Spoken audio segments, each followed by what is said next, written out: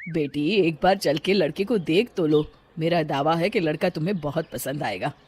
बाला बहुत अच्छा लड़का है। हाँ हाँ बेटी, हम लोग तुम्हारे दुश्मन तो नहीं है। किसी अच्छे लड़के से ही तुम्हारी शादी करवाएंगे ना। आखिर तू हमारी इकलौती बेटी है।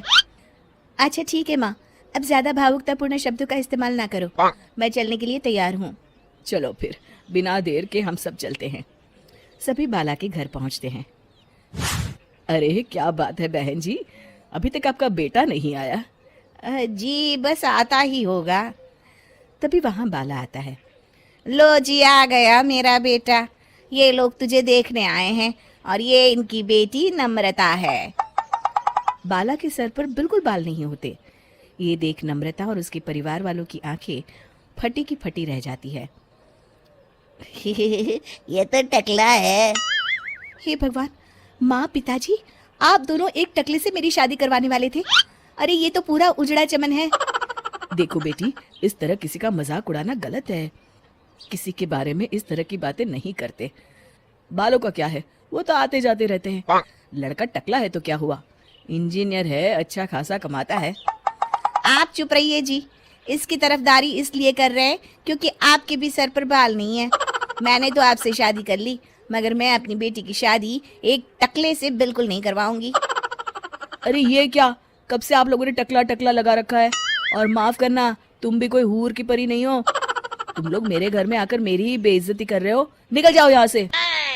हाँ हाँ तो जा रहे हैं ना, हमें भी यहाँ रुकने का कोई शौक नहीं है।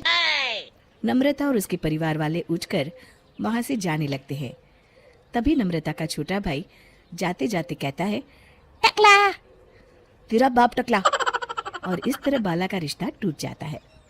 फिर एक दिन सड़क के किनारे एक आदमी घूम घूम कर कंधी बेच रहा होता है।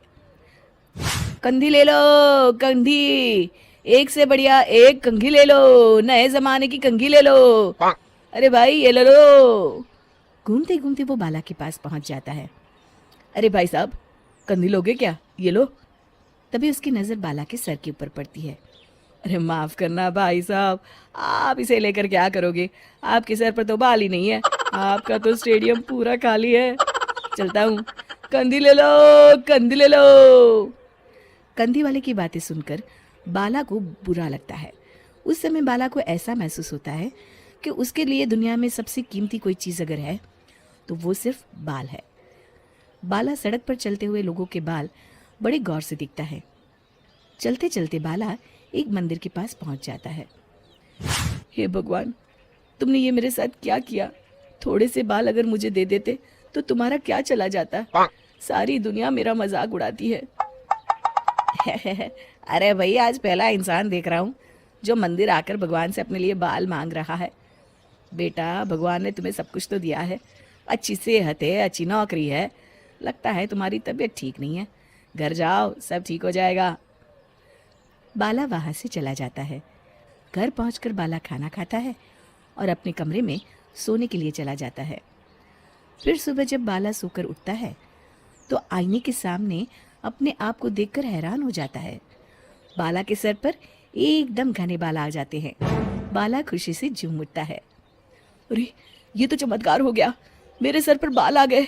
लेकिन ये हुआ कैसे? दोस्तों, अगर आप इस कहानी का दूसरा भाग देखना चाहते हैं तो हमें कमेंट करके जरूर बताएं।